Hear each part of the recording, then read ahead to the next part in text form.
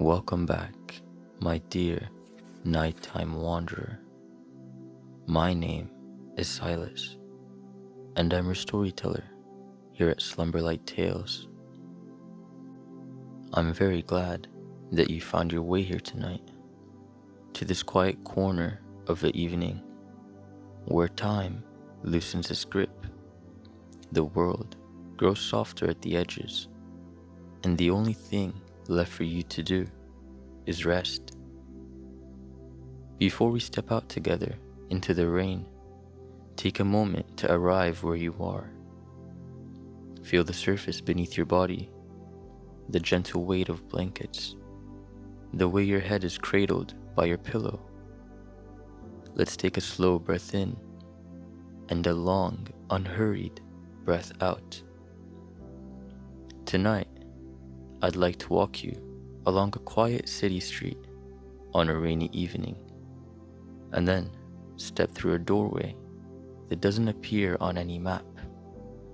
A doorway that only opens when the rain has been falling just long enough for the world to forget it's there.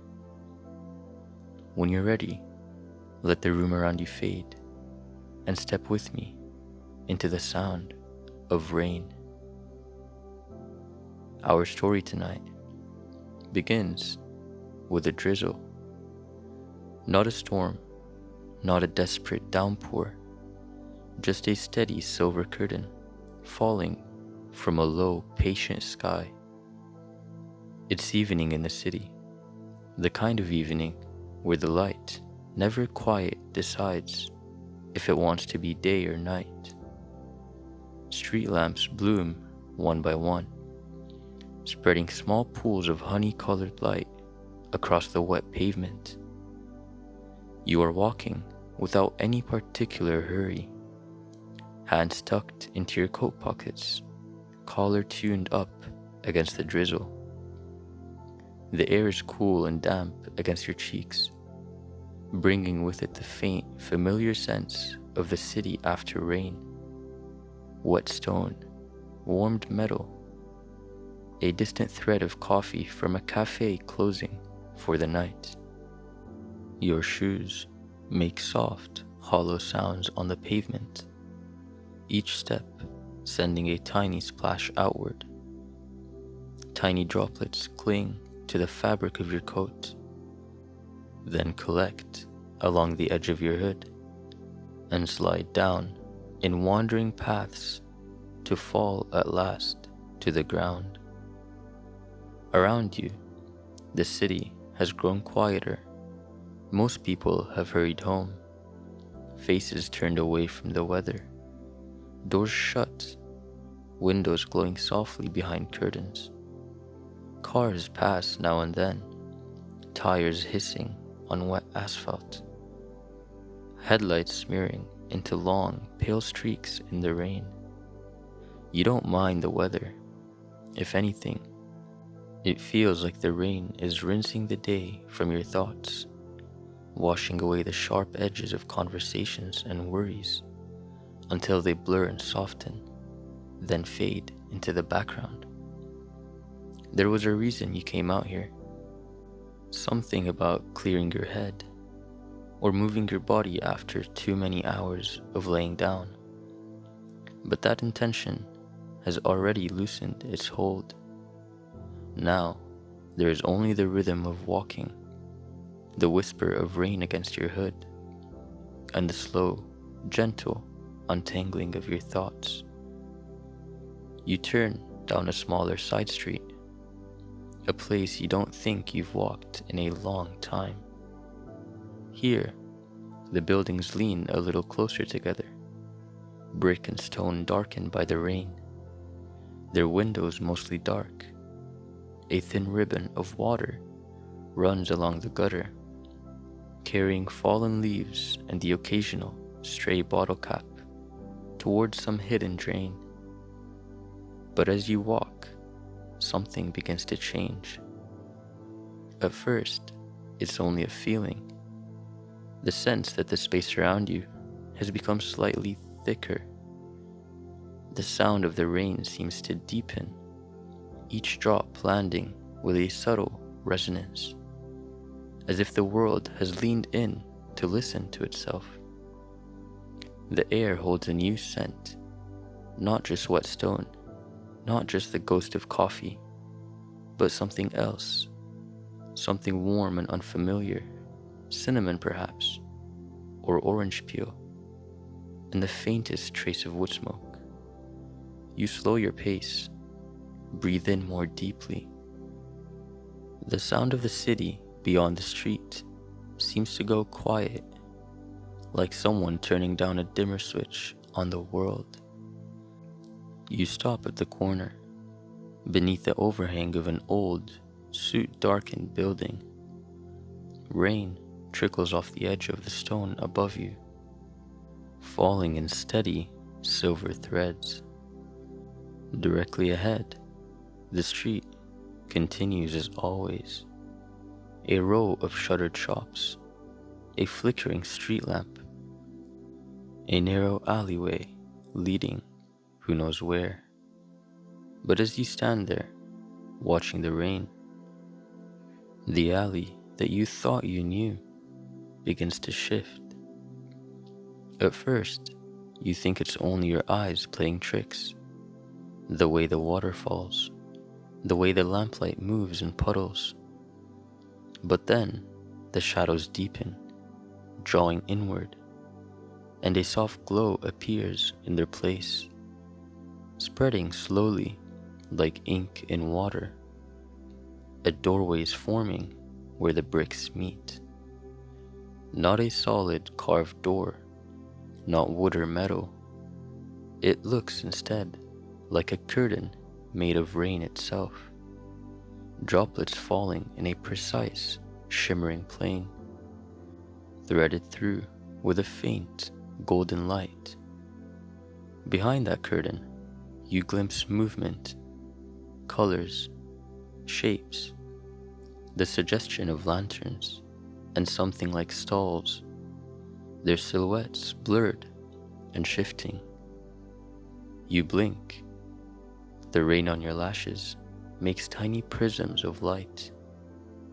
When you look again, the strange doorway is still there, rippling gently as though it's breathing.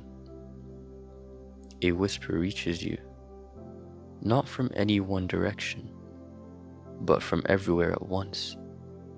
It sounds like distant voices, the murmur of conversation under canvas, the rustle of cloth, the clink of glass. You know, without knowing how, that this place wasn't here a moment ago, and yet it feels as though it's been waiting for you for a very long time. You take one step forward, then another.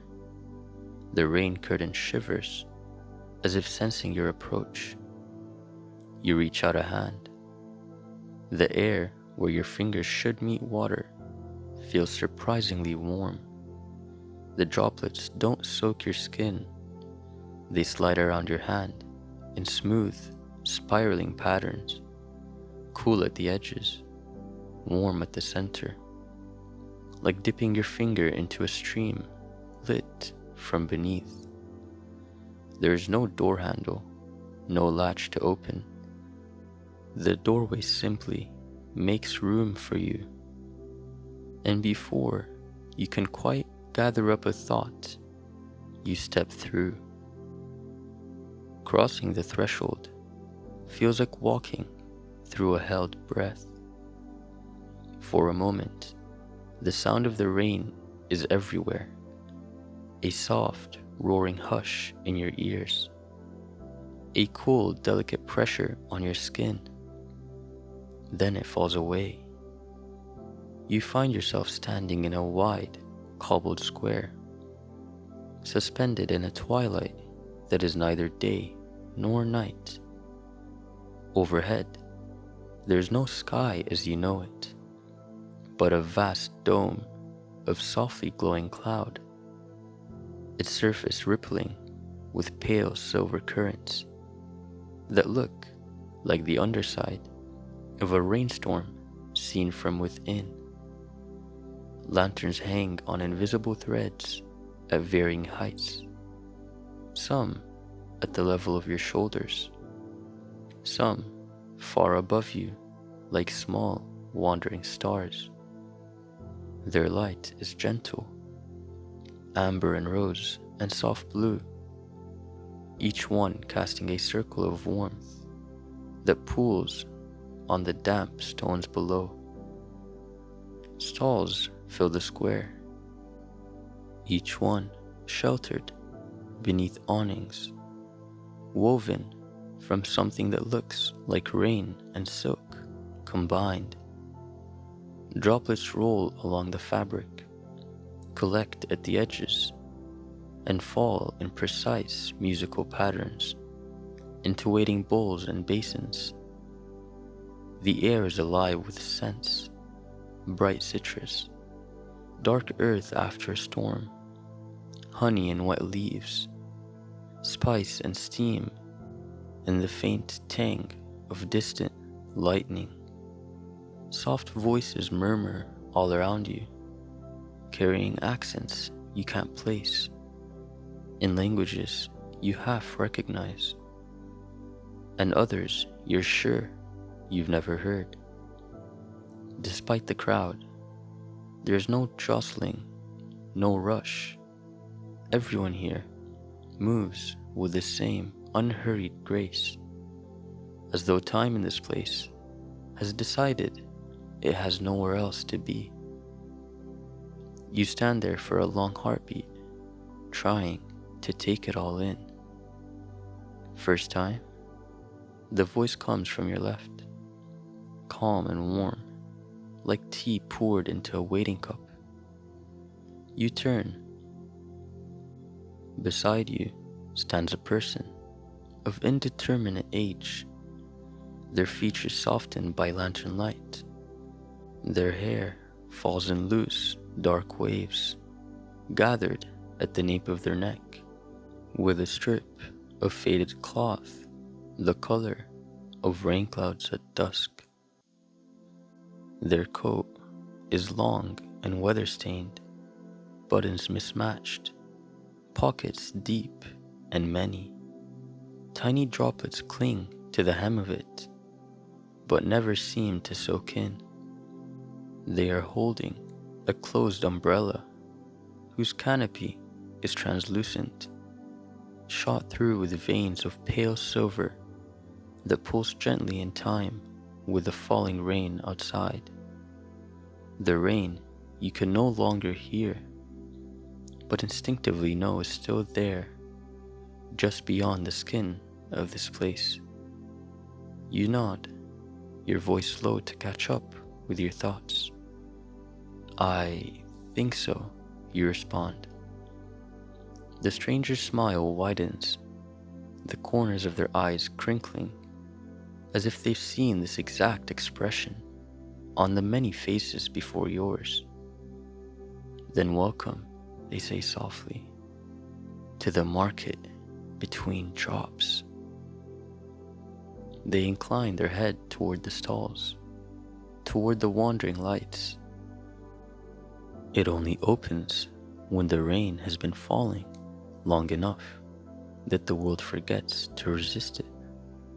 Some nights it doesn't open at all. Some nights it's there, but no one notices the doorway. Tonight, you did. They extend an arm, a gesture both inviting and reassuring. Walk with me, they continue. It's easy to get turned around, and you'll want to see where everything is before the shower ends. You fall into step beside them, your shoulder just brushing the edge of their silvery umbrella. As you move, you notice something curious. You're not getting any wetter, though you can see fine threads of rain still falling all around the market, separating it from whatever lies beyond. The rain is our proof, your guide explains, noticing your gaze. As long as it falls, we linger here, slipped between moments. When the last drop lands, the market folds back into itself, and everyone goes home. You look around again, now that the initial haze of wonder has settled. Details begin to sharpen into focus. At the first stall you pass, a tall woman with hair the color of storm clouds is selling jars filled with what looks like fog. When a customer opens one, a soft mist spills out, carrying with it the scent of pine forests, or the interior of an old theater, or the air just before snow. Each jar the woman calls holds, whether for one evening, for those who miss a particular kind of sky.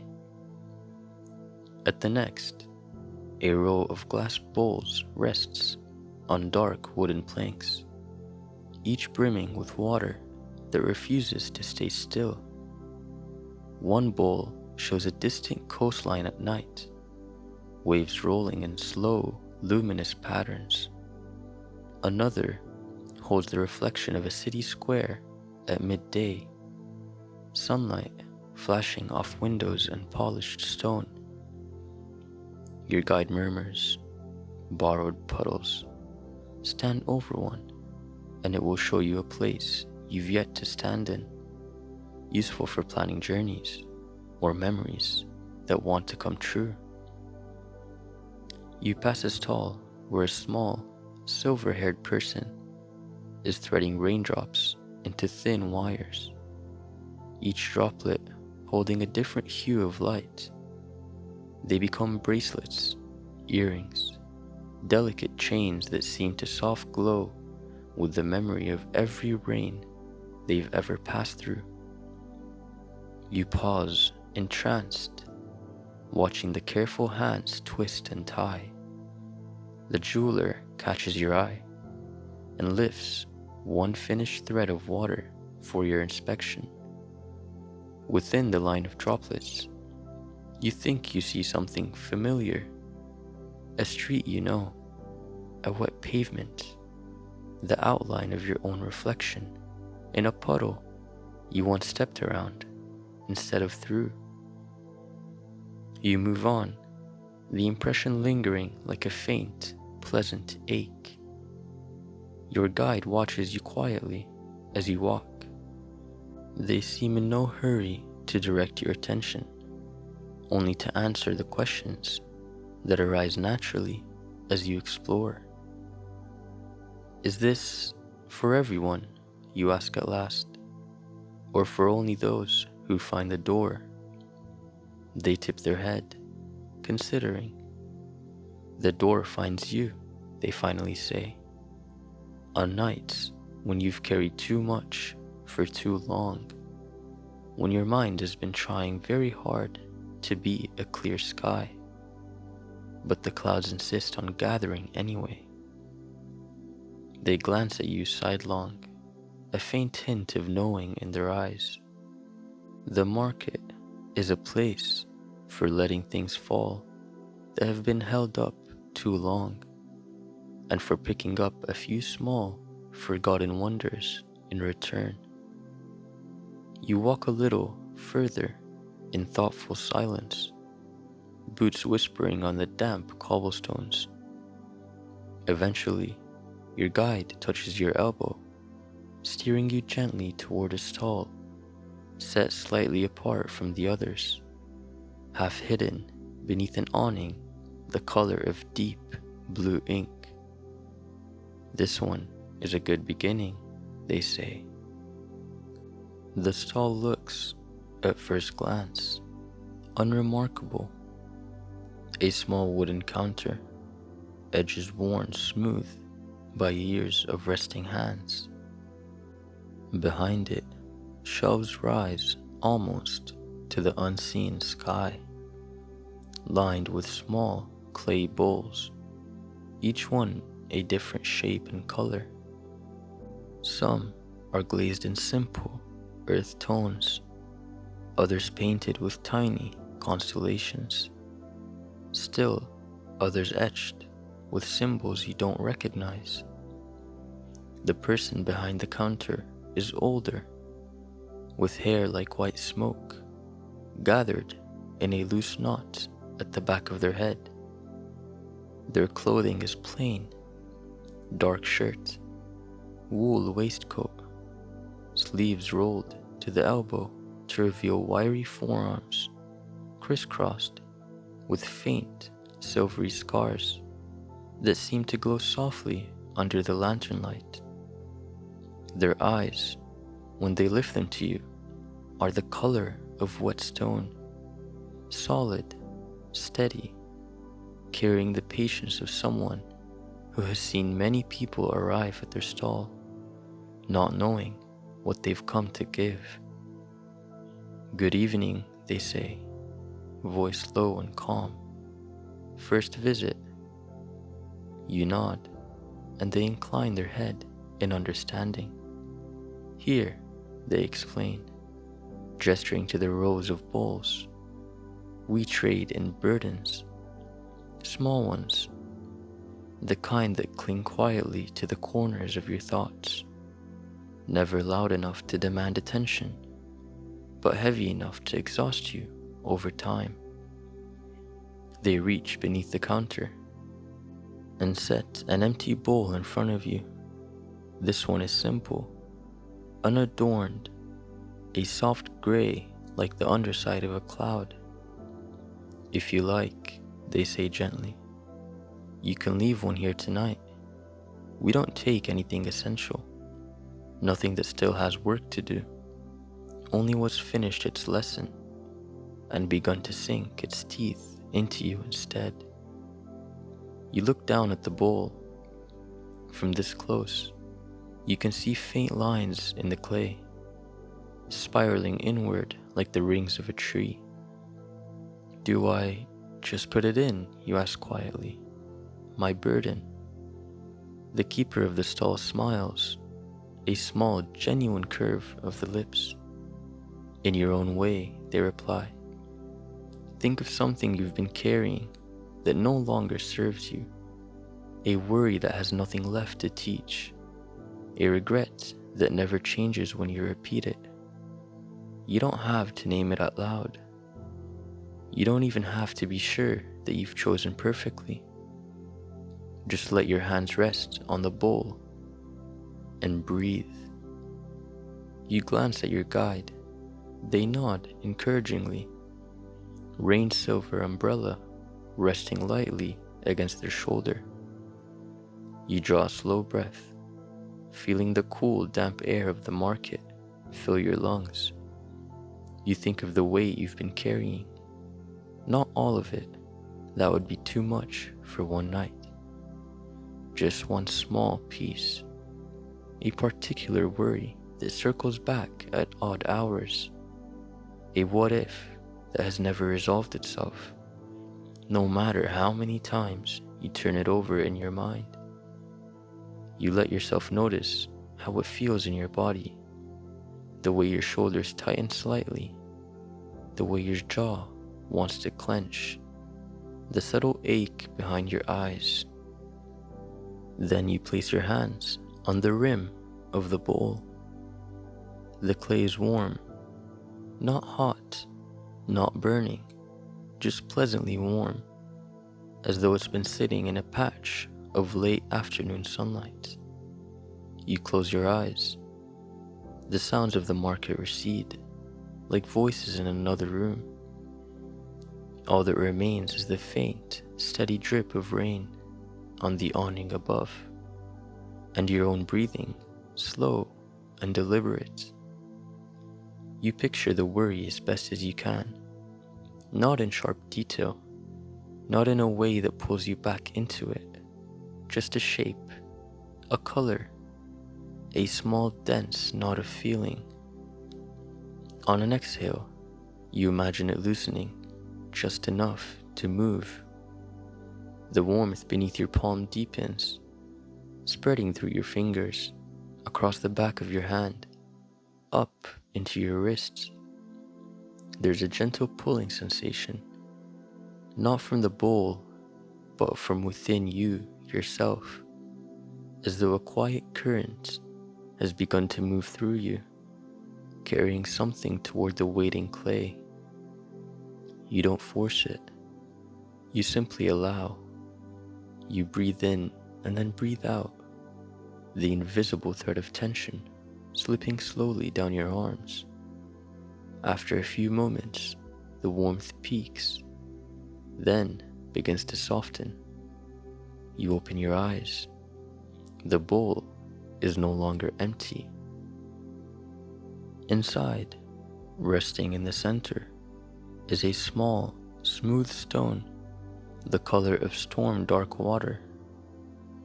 It is unremarkable and utterly ordinary, and yet you feel, instinctively, that you know it.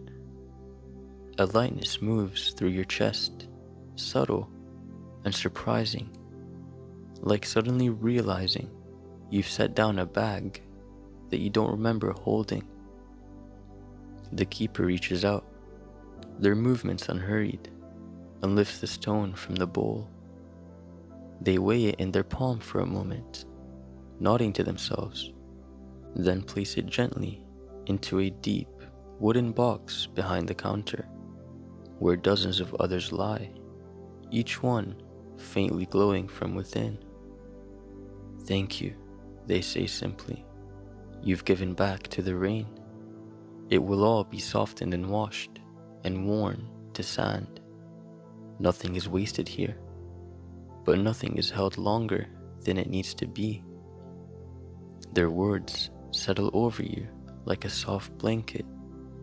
You realize your shoulders have dropped. Your jaw has unclenched. You feel not empty, but spacious, as though there is now room for something quieter to move in. The keeper sets the gray bowl aside to dry, then reaches to a higher shelf.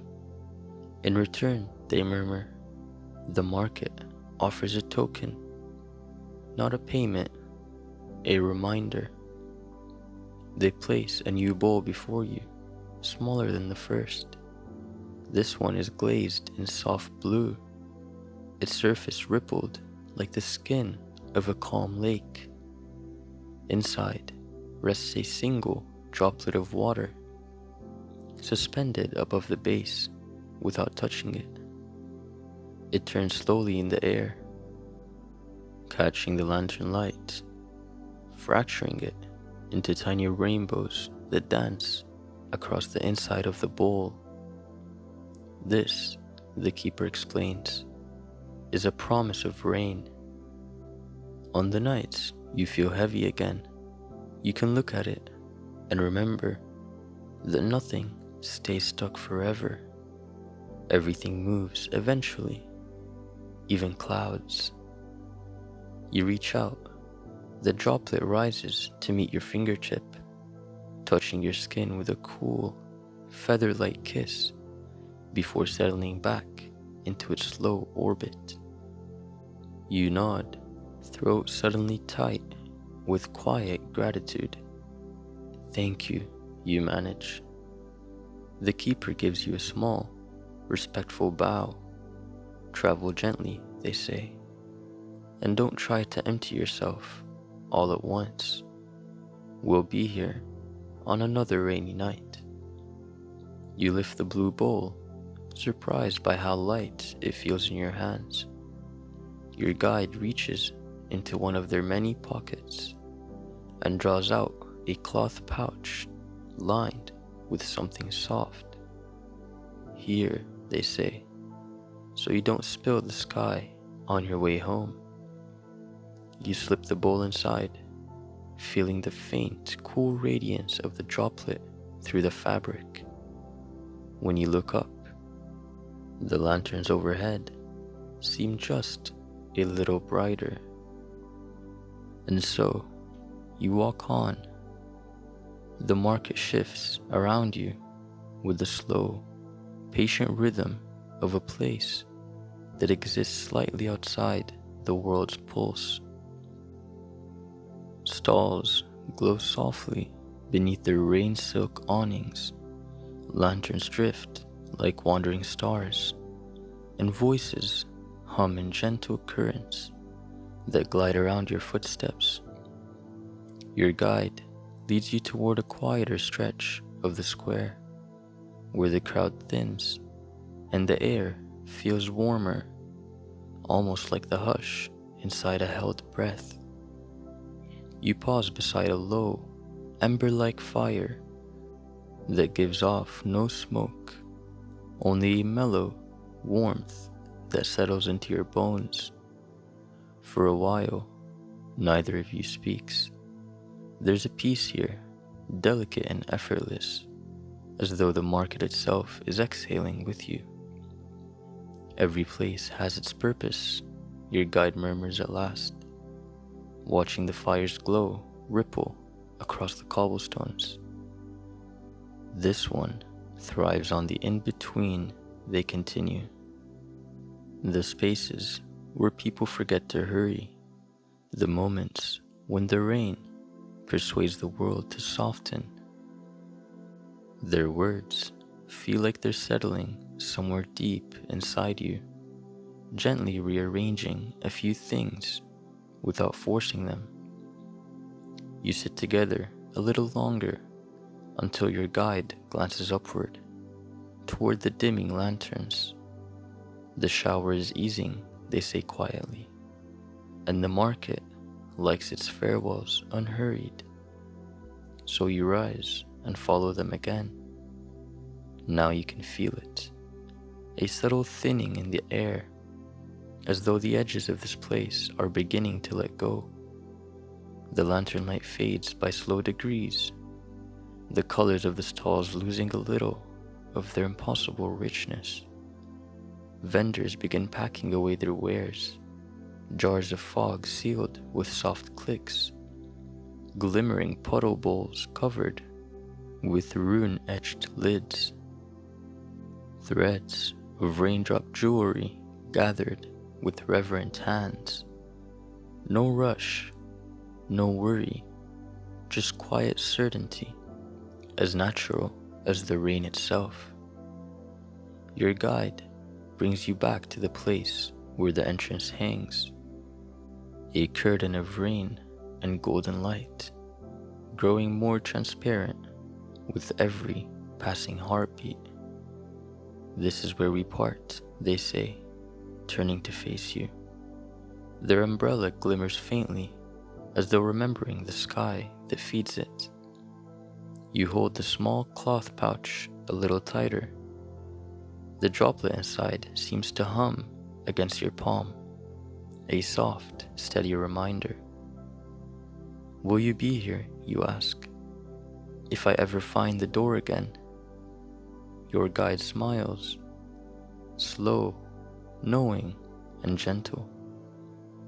I will be somewhere in the market, and the market will remember you. That is usually enough. You take their offered hand. It is warm, calloused, grounding. Walk slowly on your way home, they say. Let the world return in pieces. Magic prefers to linger in the small details. You nod, unable to find words that feel large enough. Together, you step toward the shimmering threshold. Mist cools your cheeks. Light ripples across your vision. You turn for a final look. The market is already dissolving, lanterns smudging into color, stalls folding inward like pages closing. Your guide raises their umbrella in a quiet salute just as their outline softens into rain light. And then you are through. The sound of the rain blooms around you all at once. Familiar, earthly, real. You're back beneath the overhang of the old building, the city stretching forward in glistening lines. The drizzle is softer now, drifting rather than falling, as though it's reluctant to let go of the night. For a fleeting moment, doubt brushes against your thoughts, until your fingers tighten around the pouch.